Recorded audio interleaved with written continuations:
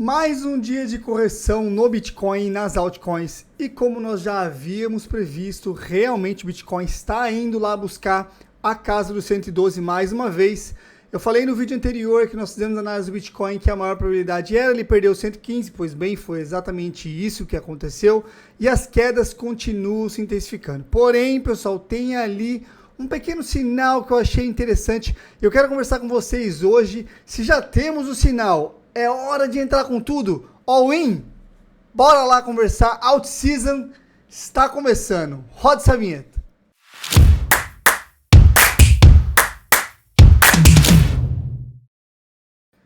Bom, pessoal, filé aqui para mais um vídeo. E seguindo a continuação aí da nossa última análise, onde eu falei para vocês que o Bitcoin tinha maior probabilidade de queda, a sua dominância tinha maior probabilidade de alta, e o Ethereum também corrigiu bastante, provando aí a nossa teoria, a nossa última análise. Mas agora chegamos em um ponto, pessoal, que eu acho crucial. Eu vou mostrar para vocês por que eu acho que a partir de agora a decisão que o Bitcoin vai tomar vai mudar completamente o rumo do mercado. E é claro, pessoal, ninguém sabe dizer o que vai acontecer amanhã, porque achismo, futurismo, ninguém sabe. Só que a gente usa a análise gráfica para pegar a maior quantidade de informações possíveis para tentar ali prever as movimentações e, claro, criar uma estratégia baseada nisso. Já falei para vocês, é importante ter uma estratégia tanto para caso de alta, tanto para caso de queda, e é exatamente isso que eu faço, é exatamente isso que eu vou compartilhar com vocês hoje. Então já deixa o like aí nesse vídeo que eu costumo pedir no final, mas muita gente esquece, me ajuda demais e para você é de graça, cara, você não vai pagar nada, senta o dedo nessa merda de botão e deixa o like, beleza? Bora entrar lá pro vídeo para mostrar para vocês aqui o que está acontecendo. Antes de eu mostrar, eu quero compartilhar. Olha como está feio aqui no CryptoBubbles. Só lembrando também, pessoal, que eu não sou investidor, não dou dicas de investimentos, então nada que eu falar aqui siga como recomendação de investimentos, seu pangaré. Pode usar isso aqui como pesquisa para sua análise, para sua tomada de decisão. Olha que bonito. Eu venho falando de Solana aqui há vários dias que eu tenho Solana, estou acumulando Solana, inclusive aumentei meu capital em Solana, tenho 2 operações alavancadas agora em Solana, e está ali Solana aí, ó, subindo 5% no dia de hoje, enquanto o BTC corrige 1,1% e o Ethereum corrige 0,5%. O Ethereum que chegou a perder a casa dos 4.200, né, chegou a bater os 4.000, e lá atrás, quando eu fiz a análise do Ethereum, eu falei para vocês que a maior probabilidade era o Ethereum e buscar os $4.000. Só que agora tem um pequeno problema, pessoal. Eu vou mostrar para vocês o que é esse problema. Se a gente olhar aqui no dia, a maioria das moedas ali está meio empatado, meio a meio, uma moeda recuperando um pouquinho, Aero segue forte, Pump, que eu tinha na minha carteira, vendi um pouquinho antes aí dessa queda, já saí 100% do ativo. Até falei aqui em um dos vídeos sobre Pump Fund.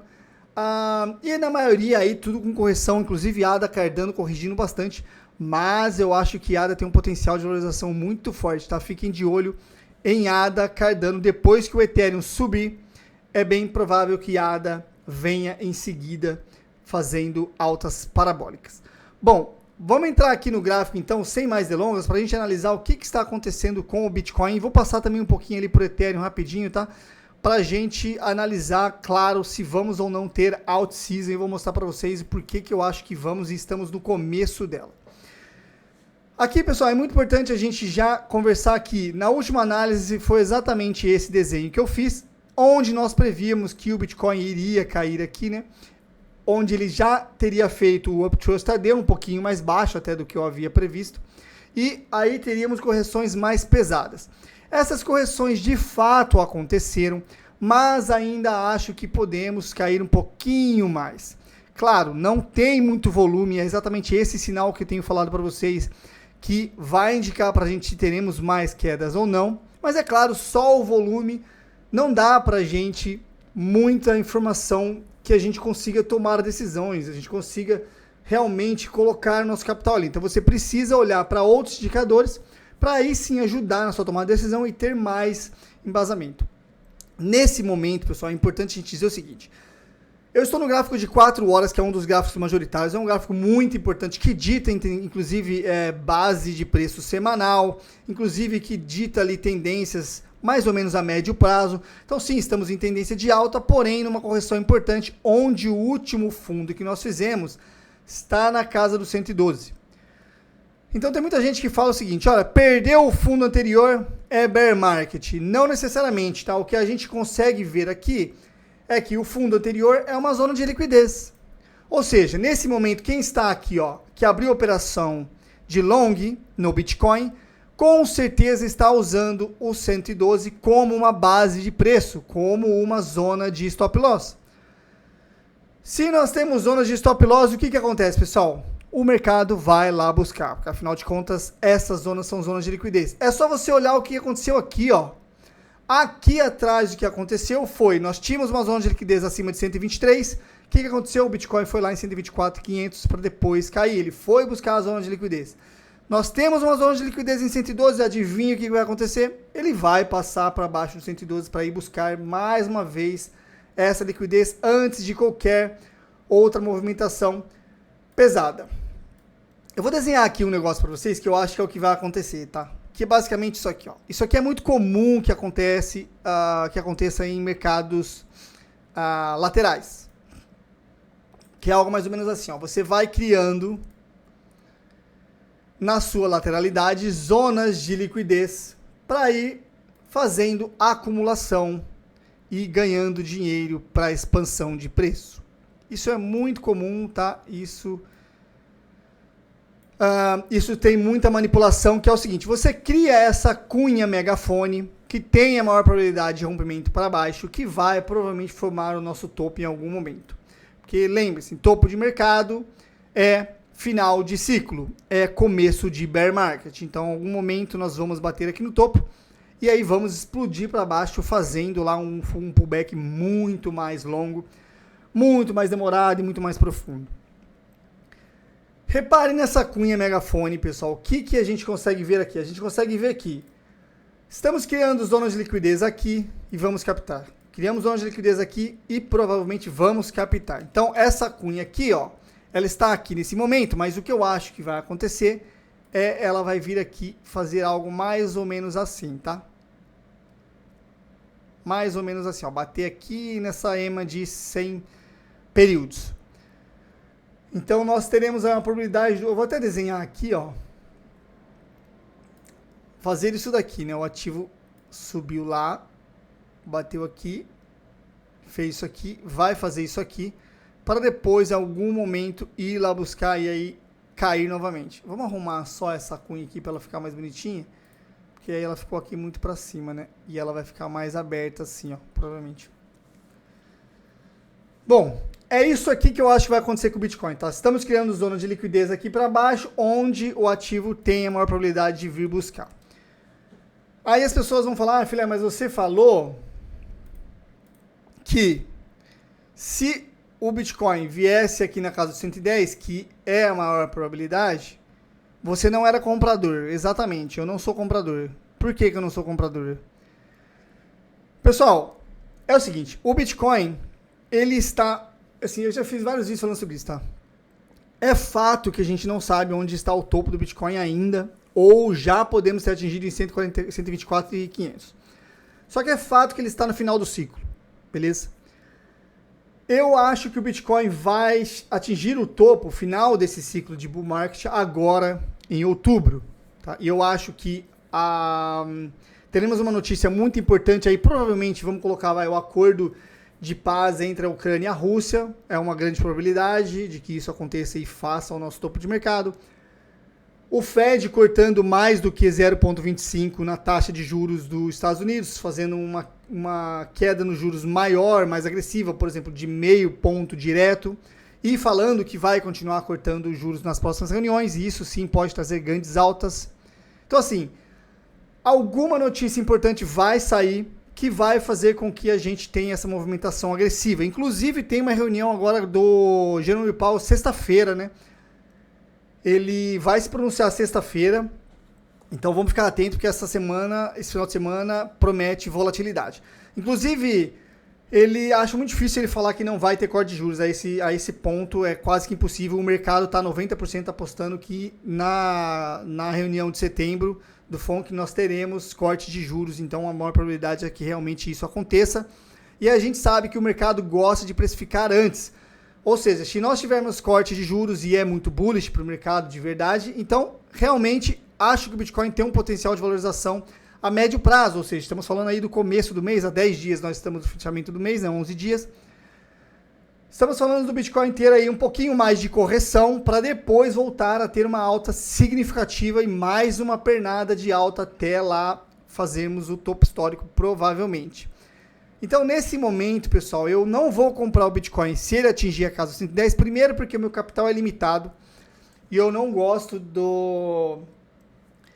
da simetria que o Bitcoin me apresenta nesse momento. Eu acho que nós temos sim potencial de valorização, mas a valorização que eu acho que o Bitcoin pode me entregar é pequena, perto de valorização, por exemplo, do Ethereum, da XRP. Eu estou muito de olho em XRP, talvez eu abra uma operação em XRP, ou da própria Solana.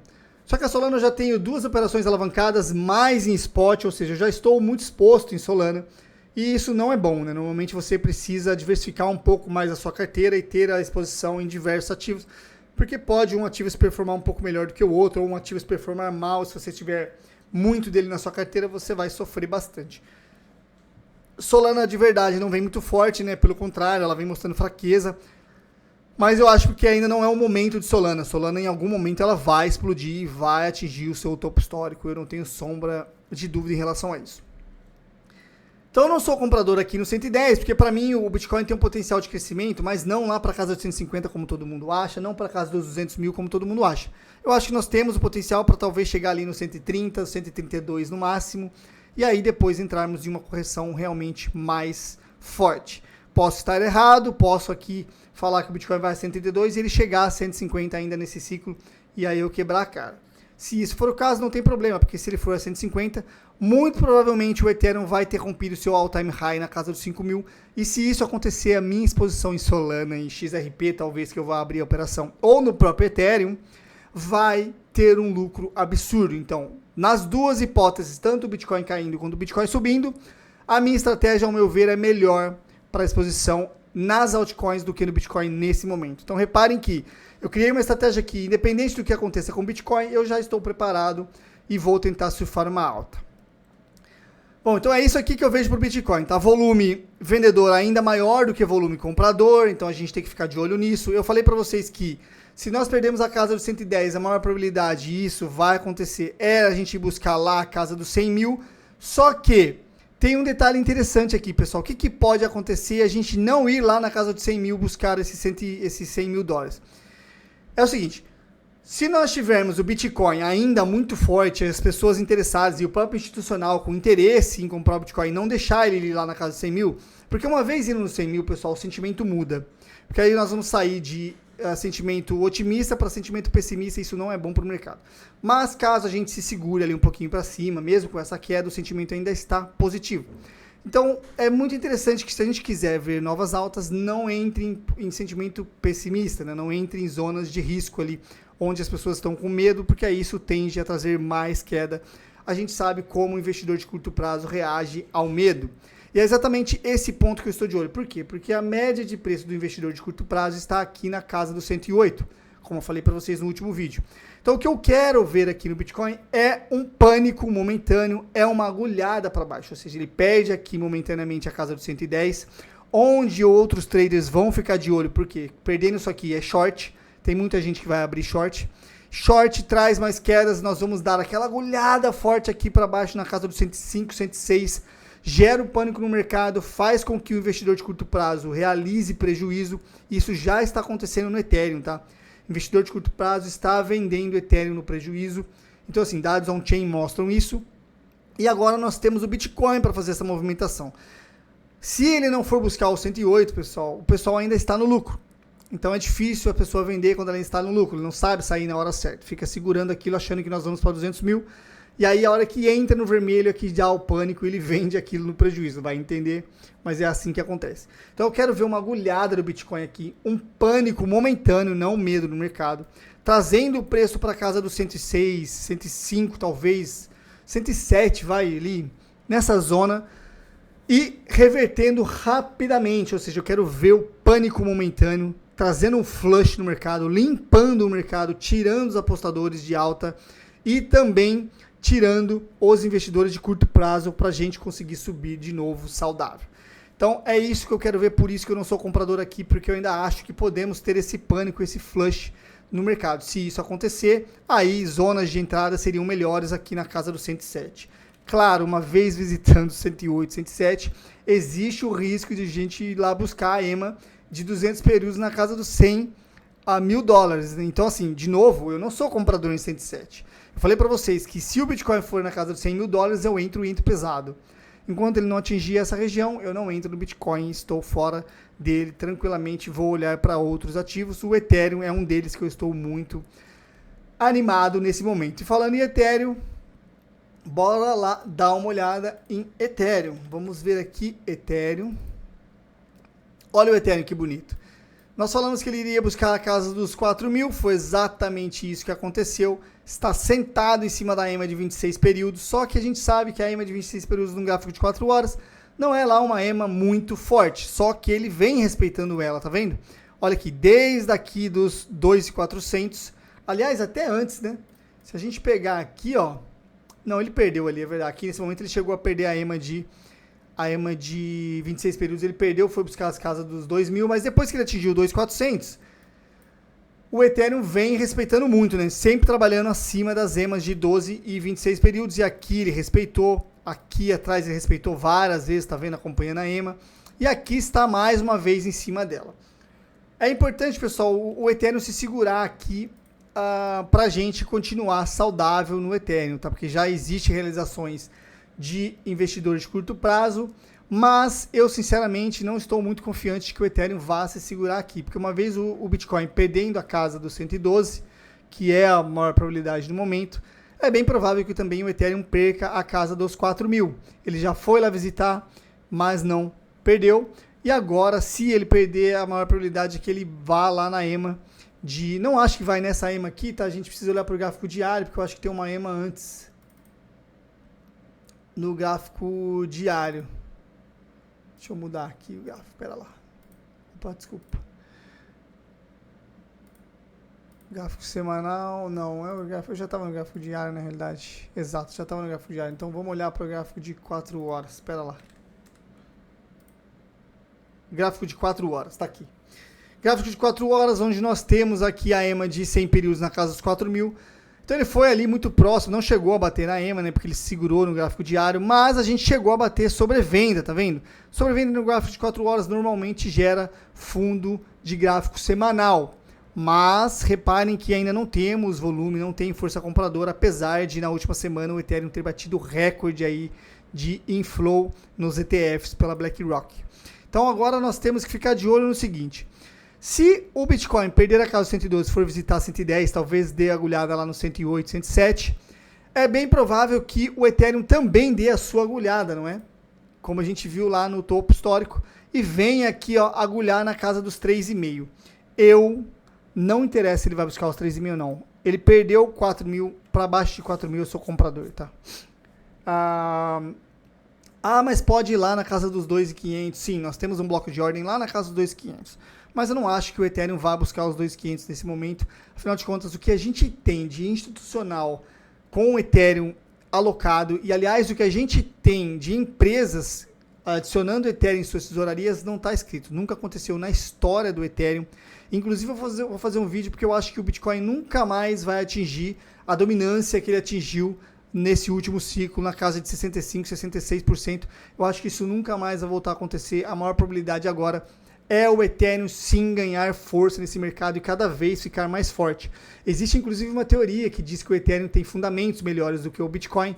A gente vai fazer um vídeo comparando os dois para ver se realmente isso é verdade. E eu acho que o Ethereum é sim hoje um ativo bem interessante para a gente ficar de olho, porque ele traz ali algumas coisas que o Bitcoin não tem e que o mercado está de olho nisso, que são as famosas stablecoins e o mundo DeFi. Então, assim, o Bitcoin passa a ser olhado mais como uma reserva de valor, como um ativo para você ficar ali com o seu capital um pouquinho mais estacionado, enquanto o Ethereum gera essa grande volatilidade no mercado e passa a ser mais interessante. Então, sim, eu estou muito de olho no Ethereum, tá? Para acumular mesmo aí ao longo dos anos e segurar esse ativo durante um bom tempo lá com alvos na casa de 10 até 15 mil dólares a unidade. Se a gente olhar aqui no Ethereum, ele vem formando essa figura gráfica que é um canal descendente, não um canal de baixa, que normalmente tem a maior probabilidade de rompimento para cima. Ou seja, eu sigo bullish, sigo animado com o Ethereum, então temos sim a maior probabilidade de esse canal aqui em algum momento romper para cima e a gente ver novas altas no Ethereum, tá? Ele chegou a visitar o fundo do canal, reparem que ele bateu lá e repicou. E agora o que eu acho que pode acontecer é ele repicar aqui o topo do canal, né? Aqui na casa dos 4.300 aproximadamente. E depois, mais uma vez, cair, talvez retestando aqui a casa dos 4.000. É lógico, tudo vai depender agora de como S&P 500, como o próprio Bitcoin vai se comportar. E claro, onde o mercado vai buscar o seu fundo. Ou ele já fez, ou ele vai fazer mais uma agulhada, e aí eu estou de olho ali na casa dos 3,5. Não vou esperar chegar nos 3,5, obviamente. Se ele perder a casa dos 4.000, eu provavelmente entro já com operação alavancada no Ethereum, esperando um repique em algum momento. Então, fico de olho nisso. De novo, pessoal, isso aqui não é recomendação, estou só falando o que eu vou fazer com o meu capital, tá? Você pode usar aí para ajudar na sua pesquisa, mas eu não dou recomendação de investimento. Bom, então isso aqui que eu estou de olho para o Ethereum, tá? Mais ou menos na região de 3.500 até 4.000, é um range um pouco grande, sim, é verdade, mas lembre-se, eu gosto de fazer DCA. Então ele perdeu um 4.000, a gente vai comprando, até chegar a 3,5, chegou em 3,5, eu encho a mão, enfio o pé na jaca e atolo minha carteira de Ethereum mais uma vez. Lembrando que lá atrás, em abril, fevereiro, março, abril, eu entrei pesado no Ethereum. Comprei muito e chegou a ter na minha carteira 60%, 70% da minha carteira era Ethereum. Então, assim, eu tive muito realmente. Agora, pessoal, olhando para outros indicadores aqui que eu acho interessante, é o seguinte, a gente pode olhar para a dominância do Bitcoin mais uma vez.